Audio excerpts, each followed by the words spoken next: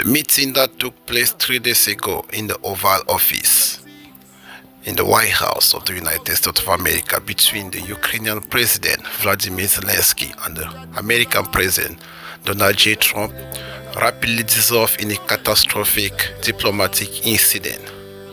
I'm Manasai, and you're listening to the Action Speak Network.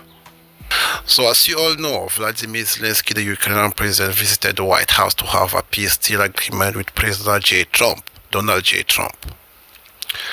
During this meeting, a lot of things were discussed, and we are here to break down what went down during that meeting.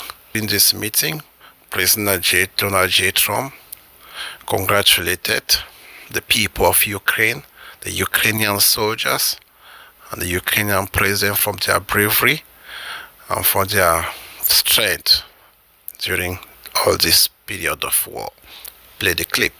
And I will say that, I'll say in front of you, you've heard me say it 1,000 times, if I were president, this war would have never happened. We would have had a deal negotiated for you without having to go through what you've gone through. But your soldiers have been unbelievably brave. We've given them great equipment, but somebody has to use the equipment. They've been unbelievably brave, and we give them great credit. This was supposed to be over very quickly, and here we are 3 years later. So I give tremendous credit to your generals and your soldiers and yourself in the sense that it's been very hard fighting, very tough fighting. They're great fighters. And you have to be very proud of them from that standpoint. But now we want to get it over with. It's enough, right? We want to get it over with. So then President Donald Trump said the Biden administration didn't do enough or did almost nothing to engage with Russia to try and stop the war between Russia and Ukraine. Please, I want you to take a look at the reaction of Vladimir Zelensky when President Trump is saying that. Play the clip. And we're going to be working very hard, but we've had a lot of very good conversations. I will say until we came along, the Biden administration didn't speak to Russia whatsoever. They didn't speak to anybody. They just allowed this to continue. And I will say that...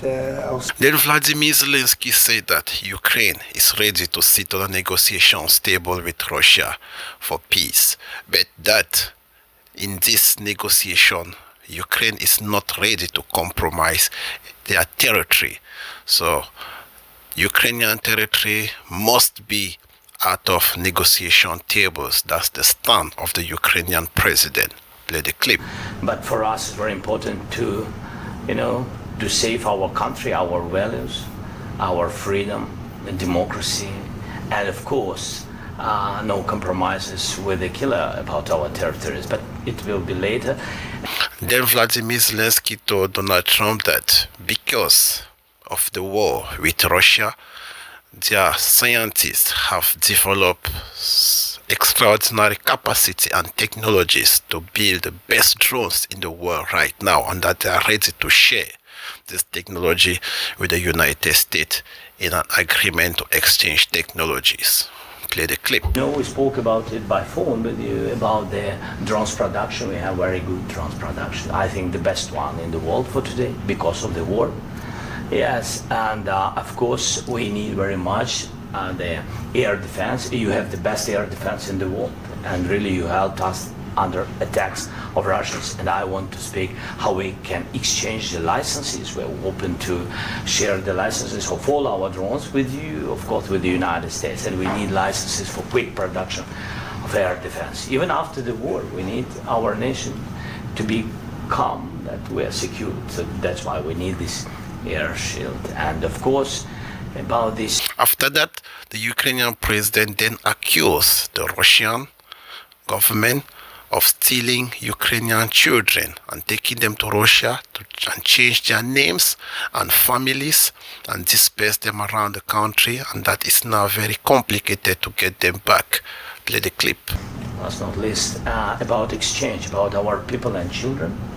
And you know that these crazy Russians, that they stolen 20,000 of children, Ukrainian children. They changed their names, they changed their families, relatives, and Now they're in Russia. We want to bring them back. And really, it's a big dream, task and goal for me. After that, the Ukrainian President Vladimir Zelensky asked President Donald Trump if he can show him the picture of Ukrainian soldiers that were captured by the Russian army, and so that he can see how they look at the time they were captured and how they look now. Play the clip. I wanted to share with you some images. How it's just can I now? Yeah, Have I? please. Some minute, 1 minute, 1 minute. I just you to understand in what circumstances, in what situation they are, and what the attitude of Russia to our prisoners. That guys, just you before and after. And you see before and after, just you to understand. Now thousands of such guys, ladies and men, there, and that, so they don't eat, they beat them, and they, guys, they don't have any rules. You see that 50, 60 kilograms left, and a lot of such things.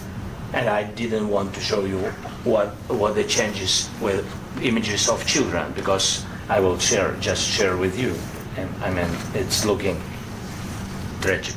Yep, that's tough stuff. The Ukrainian President Vladimir Zelensky even went further to show that the Russians have been capturing Ukrainian pastors, going to churches and capturing pastors and taking them to Russia. Play the clip. I wanted very much to give you, and you see. Yeah. This is pastor, by the way. They stolen pastors because it's not Russian church. They stolen pastors and moved pastors to the prison. We, at the end of last year, we brought 3 pastors, and we could exchange them. And this is pastor, you see. Yeah, that's tough. Yeah. So I mean.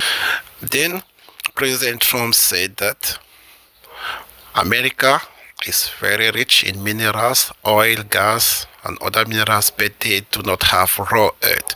And Ukraine is one of the richest countries in terms of raw earth, and that in this peace agreement that they are signing, American companies will be able to exploit this raw earth from Ukraine and produce all type of technology that they need.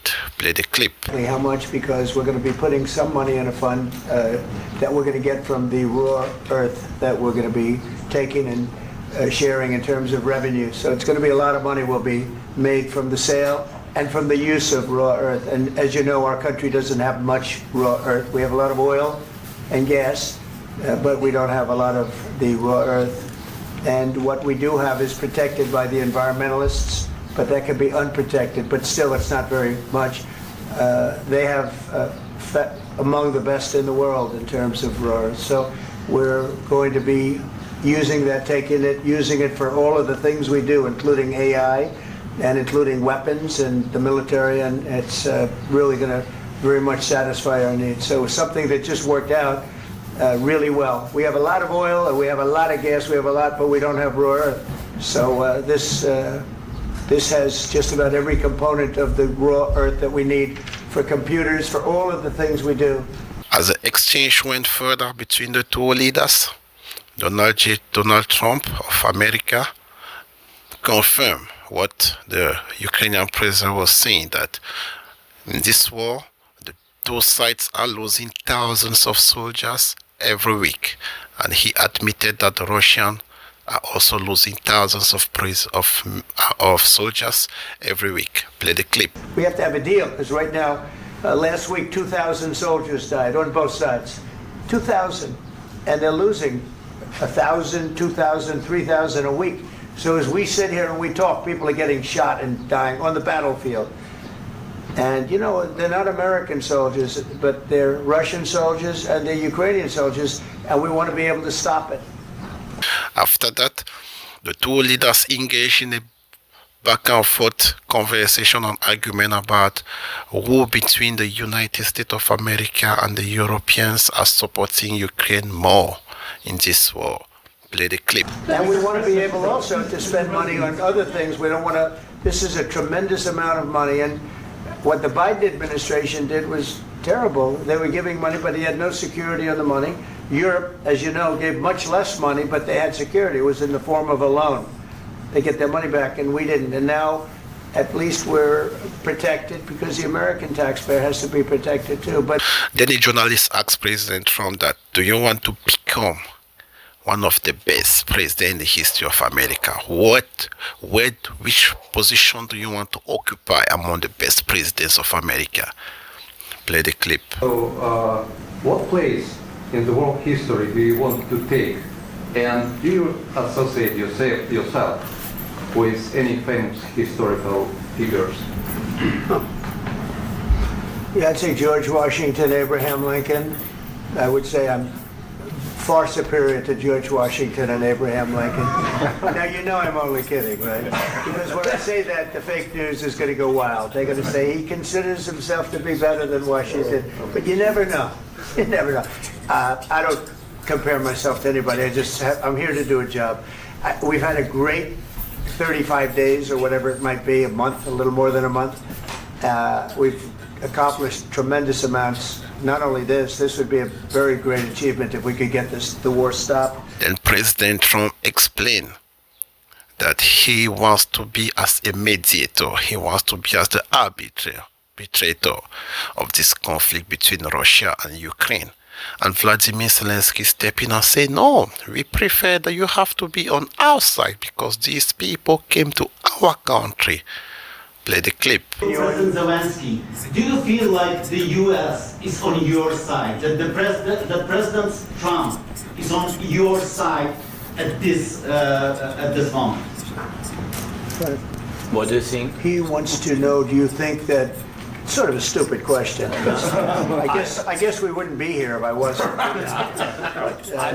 I think that the United States on our side from the very beginning of occupation, and I think that President Trump on our side, and of course, I'm sure that the United States President will not stop support. This is crucial for us. It's important for us. Yes. And Putin, the president, speaks about the people and the soldiers which are dying, but they came to our territory, they came to our land. They began this war, and they have to stop. And I think this is the question, with really the most important question. Can President Trump, I hope yes, with some other allies, to stop Putin, withdraw these enemies, our enemy, withdraw these troops from our land? And I think that you asked about the history. I think that if President, or when, he will stop Putin, if President Trump will bring peace to our country, I think he will be on this world. Then President Trump explains that the past administration didn't do enough to stop this war, and that we were heading towards a third world war, and that if he didn't win the presidential election in November in America, probably we'll be heading to a third world war. Play the clip.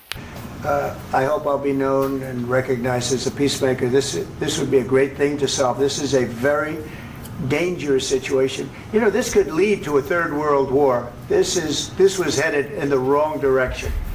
If this election were lost, if we didn't win this election, and we won it by a lot, that was a mandate. We won every swing state. We won the popular vote by millions and millions of votes. We won everything. The districts, you look at the areas of red, take a look at a map. This was a big mandate, and this was one of the things I said, we're going to get this thing settled. If we didn't win, I think this could have very well ended up in a third world war, and that would not have been a good situation. And then in a shocking moment, a journalist in the hall asked the president of Ukraine why he doesn't put on a suit. Play the clip. Zelensky, why don't you wear a suit? You're at the highest, why don't you wear a suit? You're at the highest level in this country's office, and you refuse to wear a suit. Just want to see people. Do you own a suit? Yeah, problems. A lot of Americans have problems with you not respecting the dignity of this office. I will wear a costume after this war will finish. Okay. Yes, maybe one. Maybe something like this. Something like yours. Yes. That'd be great. Maybe something better. I don't know. We will see. Maybe something cheaper than, yeah. Thank you. Thank you. Then another journalist asked President Trump the question, you just won an election. American people are expecting you to focus on America and do good things for the country. Why did you decide to step in and try to fix this problem between Russia and Ukraine? And then President Trump says he thinks he has an obligation to stop the deaths. Play the clip. Also, that we hope to be able to solve. But no, I appreciate your question very much. I feel I have an obligation to try and do something to stop the death. After that, President Zelensky explains that he doesn't think that a ceasefire between Ukraine and Russia without defense agreements, security agreements, is going to work, because he explained that in the past, Russia has broken peace agreements more than 25 times, so he doesn't trust them. Play the clip. So, please, about security guarantees and about ceasefire. We can't just speak about ceasefire and speak and speak. It will not work. Just ceasefire will not never work, because I'm like a president. I have this experience, and not only me. Ukraine before my presidency, from the 2014, Putin broken 25 times.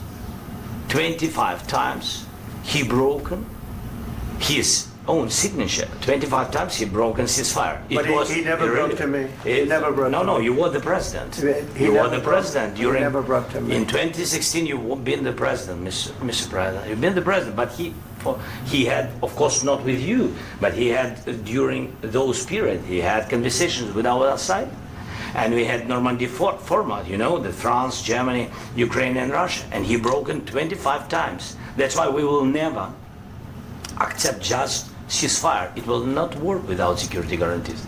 Security guarantees, maybe President is right about this document and other, but this document is not enough. Strong army is enough, because his soldiers afraid, Putin's soldiers afraid of our soldiers when we're strong enough. Then after that, Vladimir Zelensky explains that for the Russian President Vladimir Putin, there is no such country that should exist as Ukraine, and that he hates Ukraine passionately, and that he thinks that they should not exist. Play the clip. He hates us, you know. It's not about me. He hates Ukrainians. He thinks that we are not a nation. He thinks, and he shared these thoughts, I think maybe with your team also, I don't know. But with all the Europeans, in media, officially and not, he always said that there is no such country, such nation, such language, and such life like Ukrainian. No, he really doesn't respect all the Ukrainians, and he wants to destroy us. Then another journalist steps in and asks President Donald Trump if he wants to be in the middle between Russia and Ukraine, or if he wants to be on the side of Ukraine. Play the clip. 1 second. I asked this question that you didn't like because I wanted to know if you want to position yourself in the middle between Russia and Yes. Ukraine, or on the Ukraine side. No, I'm in the middle. I want to solve this thing. I'm for both. I want to get it solved. And it's wonderful to speak badly about somebody else, but I want to get it solved. If we can solve it, great. If we can't solve it, they're going to have to fight it out, and who knows what's going to happen.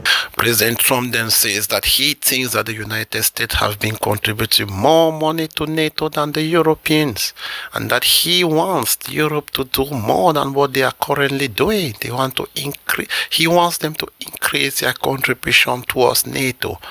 Play the clip. We're committed to NATO, but NATO has to step up, and the Europeans have to step up more than they have. And I want to see them equalize, because they are in for far less than we're in, and they should be at least equal. You understand that? Why is the United States, we have an ocean in between, why is the United States in for so much more money and other things as Europe? President Trump goes ahead to reveal some shocking things, saying that he has stopped wars without them even starting. He said that he has stopped wars that people haven't even heard about. Play the clip. I've stopped wars. I've stopped many wars. Like people will tell you, I stopped wars that nobody ever heard about. I stopped wars before they ever started.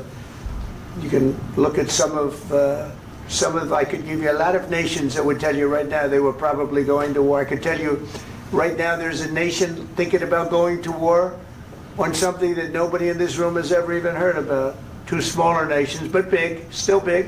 Then Vladimir Zelensky explains that Putin, the Russian president, is trying to reconstruct the Russian Empire, and that if he succeeds with Ukraine, he will continue to Poland and then to Europe. Play the clip. This is war of Russia against Ukraine and Ukrainian people. So these two sides will be at the anyway will be at the negotiation table. Then of course United States, like the strongest partner of the Ukraine, and of course Europe. I think Europe is very important. I want to speak about it with the president. Yes, Europe is very important for us because we really defend Europe for today. All Europeans really recognize that we are defending line, and they have real life, and our people are dying. That's why they helped us. And also, it's about the NATO. Yes, between, like the president said, you have big, nice ocean. Yes, between us. But if we will not stay, Russia will go further to Baltics and to Poland, by the way. But first to the Baltics. It's understandable for them because they've been in the USSR. You know, they've been one of the republics of the USSR, and Putin wants to bring them back to his empire. It's a fact. And when he will go there, if we will not stay, you will fight. Your American soldiers. It doesn't matter. Do you have ocean or not? Your soldiers will fight. Then President Trump says that many cities in Ukraine has been destroyed. Life has been destroyed. People are suffering a lot. Then Vladimir Zelensky steps in and says, no, that's Russian propaganda. It's true that we have been impacted, but many cities in our country are functioning normally and well, and kids are going to school. Play the clip. Recognizable, there's not a building standing.